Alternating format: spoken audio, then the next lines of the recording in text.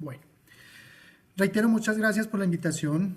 Siempre es grato compartir con ustedes algunos de los conceptos más relevantes con respecto a los sistemas de puesta a tierra y protección contra rayos. Mi nombre, como ya lo dijeron, Braulio Alzate, maestro en ingeniería con especialidad en protección contra rayos. Desde Colombia los saludo y muchas gracias nuevamente. Entonces vamos a empezar diciendo que el tema de la protección contra rayos y los sistemas de puesta a tierra tiene una trascendente relevancia, producto de que nuestros países están ubicados en una zona de confluencia intertropical que los hace muy propensos a la actividad atmosférica.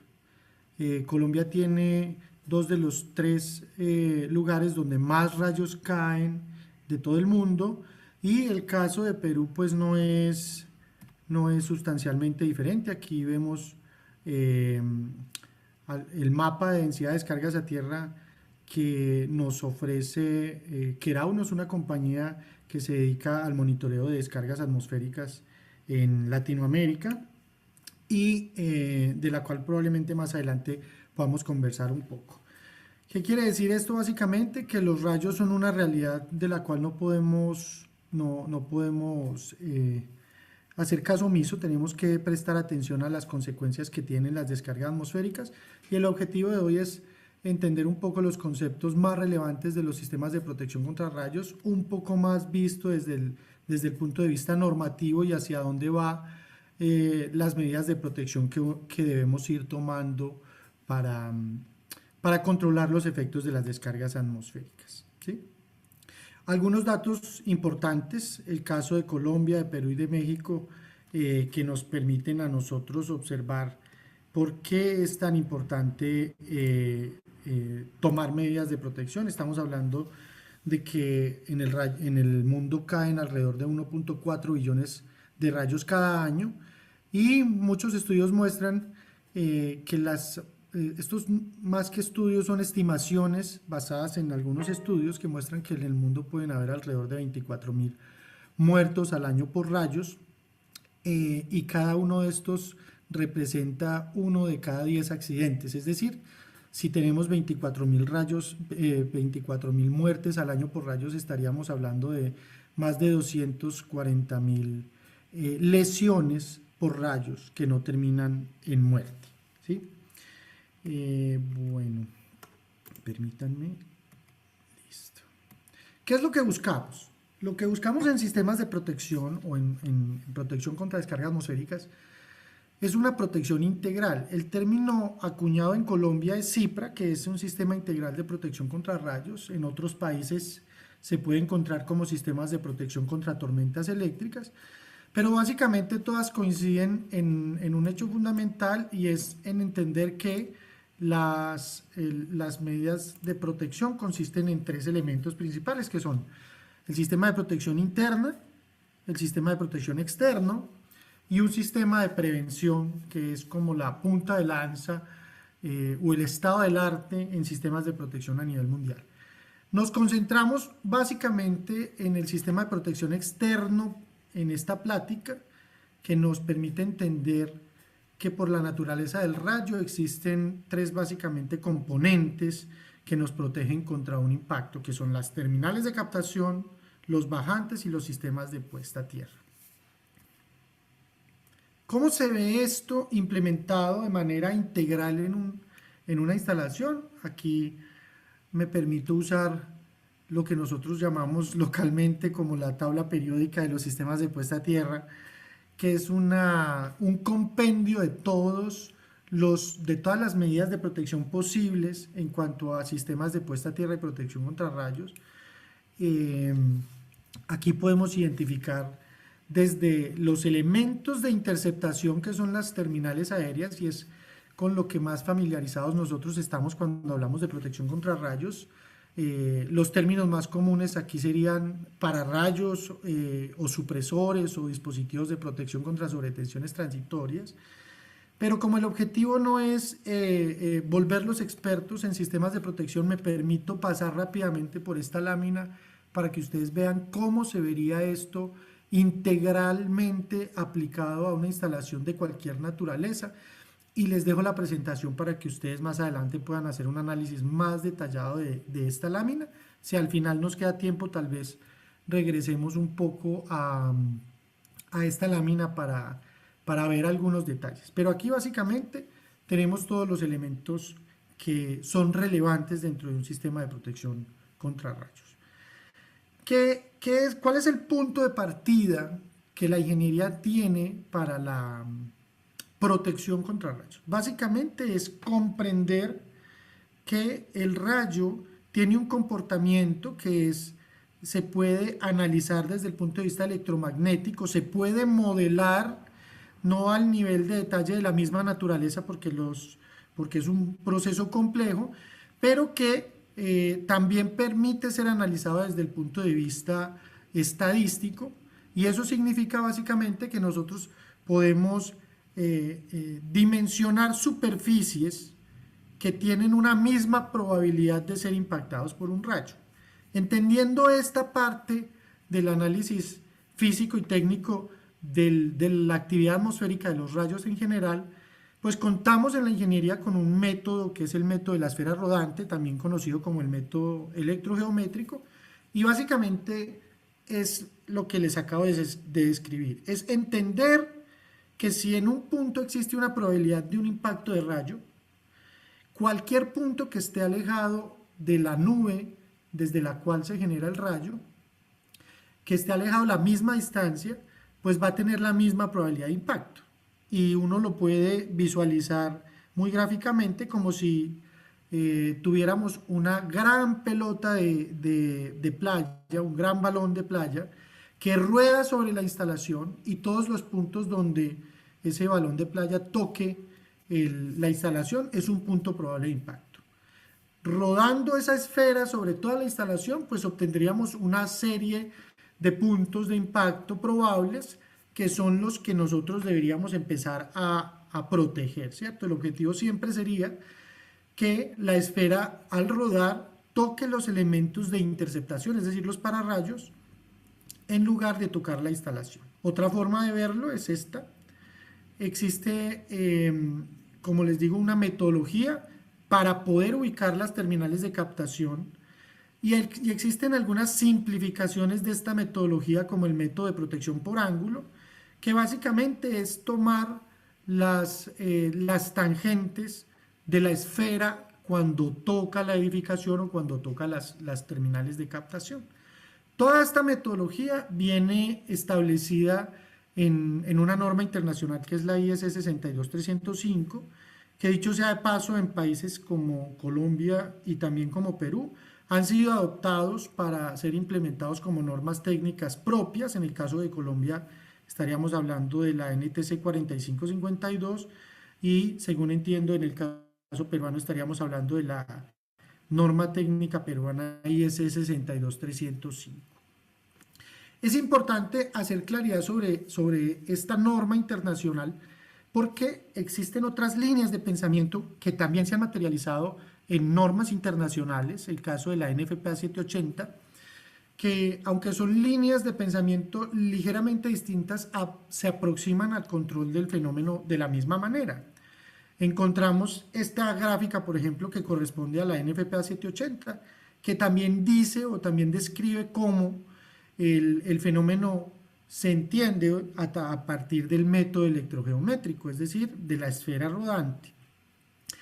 Y estas dos líneas de pensamiento ligeramente distintas siguen siendo básicamente las líneas aceptadas a nivel internacional para el análisis del fenómeno, distinto a algunas vertientes de pararrayos no convencionales que han intentado ingresar en el ámbito de la normalización, y que tal vez más adelante alcanzamos a mencionar, que hablan de métodos distintos de protección, como el comúnmente conocido como el método de colección de volumen, en el que se le atribuyen a las terminales de captación algunas propiedades, no digamos mágicas, pero sí unas propiedades de protección adicionales a las que típicamente se le conocen a una terminal de captación convencional. El principio general es básicamente que las terminales aéreas deben ser capaces de soportar un impacto de rayo, deben estar localizadas en posiciones que de acuerdo al método permitan el impacto, y de ahí en adelante existen una serie de elementos derivadores que llevan el rayo hacia tierra, y el sistema de puesta a tierra debe ser capaz de drenar esa corriente de rayo en el suelo.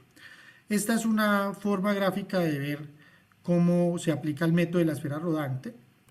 Básicamente estamos hablando de la herramienta que tiene la ingeniería de la protección y cómo está inmerso en las diferentes normas, tanto peruana como colombiana, y es uno de los objetivos finales de un sistema de protección, lograr también la armonización a nivel normativo.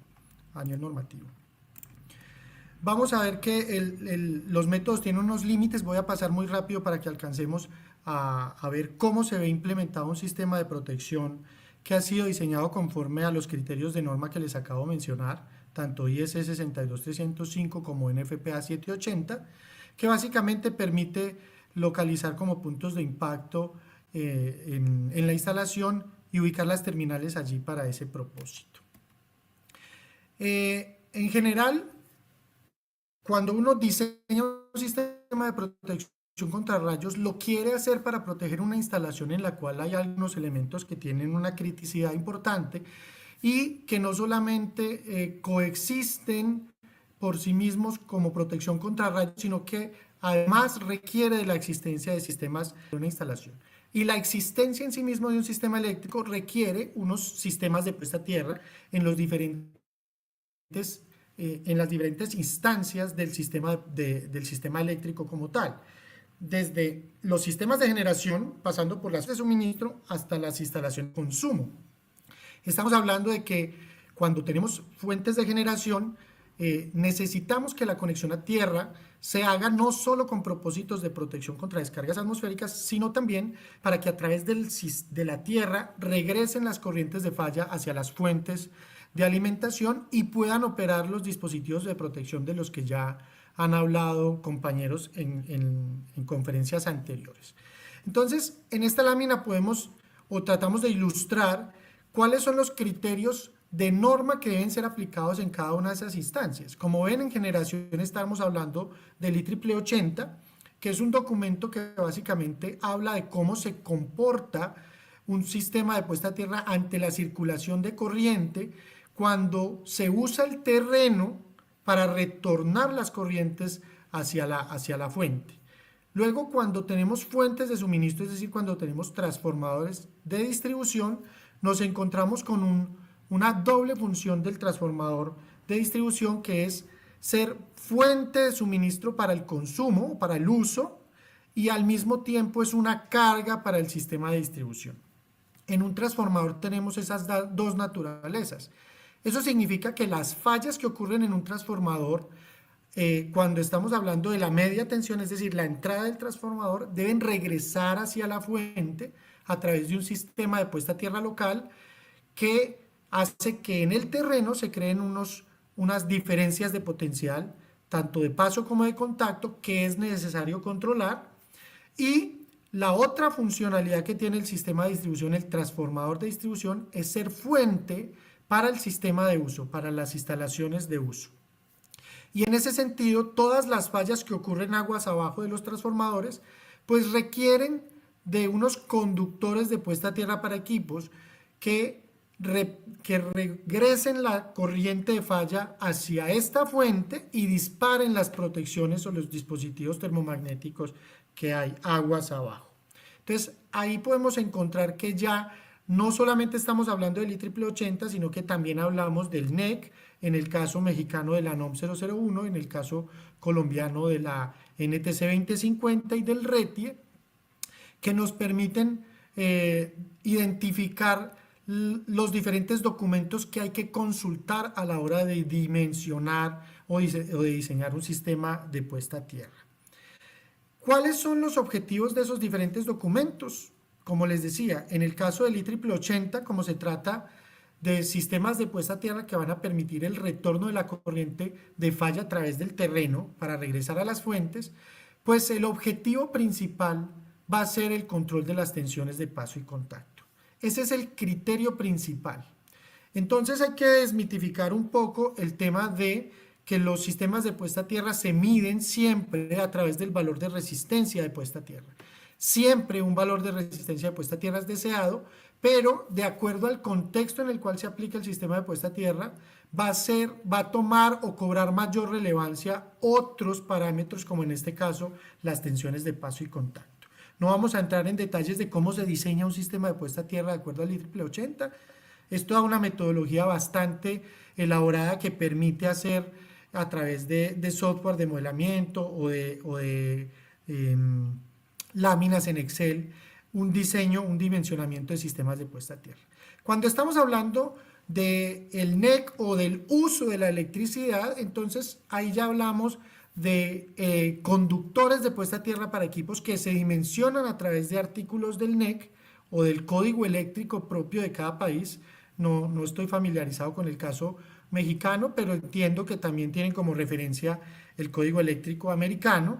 Entonces ahí hablamos de dimensionar conductores para que permitan el retorno de la corriente de cortocircuito, y estamos hablando de sistemas de puesta a tierra que se encasillan en el artículo 250 de esos códigos y que se dimensionan a partir del cálculo de un valor de resistencia. Entonces, a diferencia del IEEE 80, aquí sí necesitamos del cálculo del valor de resistencia como parámetro fundamental como criterio fundamental para determinar si el sistema de puesta a tierra está bien dimensionado o no.